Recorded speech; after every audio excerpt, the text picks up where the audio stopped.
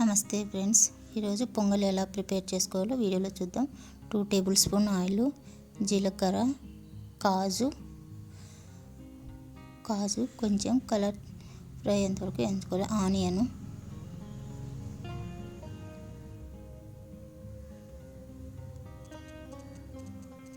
కరివేపాకు,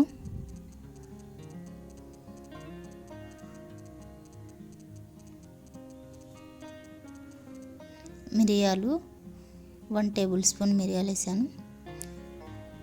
ఇంగువ,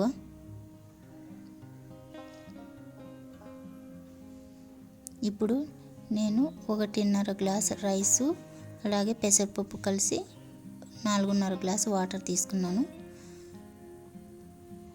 పసుపు, సాల్ట్ చూడండి, 1/2 గ్లాస్ పెసరపప్పు తీసుకుంటే 1 గ్లాసు రైసు మొత్తం కలిపి 1.5 గ్లాసు, దానికి వాటరు 4.5 గ్లాస్ తీసుకున్నాను.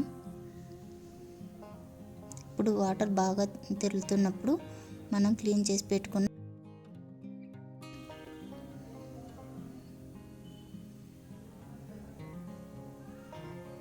కావాలనుకుంటే మీరు ఒక 1/2 అవర్ ముందే నానబెట్టుకోవచ్చు. నేనైతే నానబెట్టలేదు రైస్ని.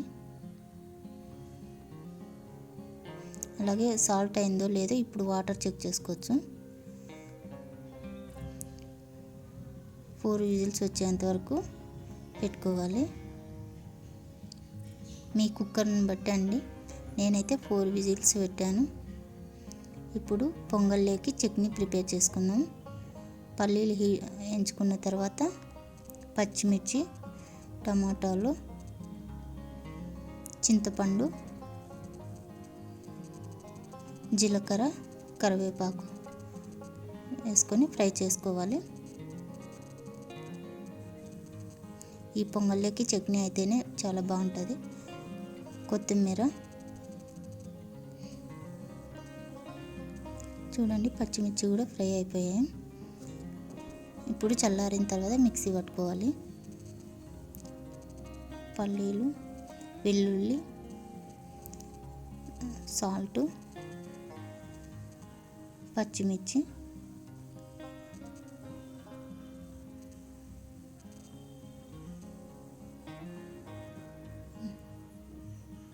చూడండి మిక్సీ చట్నీ కూడా రెడీ అయిపోయింది.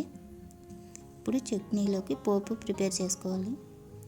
1 టేబుల్ స్పూన్ ఆయిల్, జీలకర్ర, ఎండుమిర్చి, కరివేపాకు వేసుకొని ఫ్రై చేసుకోవాలి. అంతే అండి, చట్నీ కూడా రెడీ అయిపోయింది. ఇప్పుడు పొంగల్ 4 విజిల్స్ అయిపోయిన తర్వాత విజిల్స్ మొత్తం తీసేసి చూడండి ఎంత పర్ఫెక్ట్గా వచ్చిందో.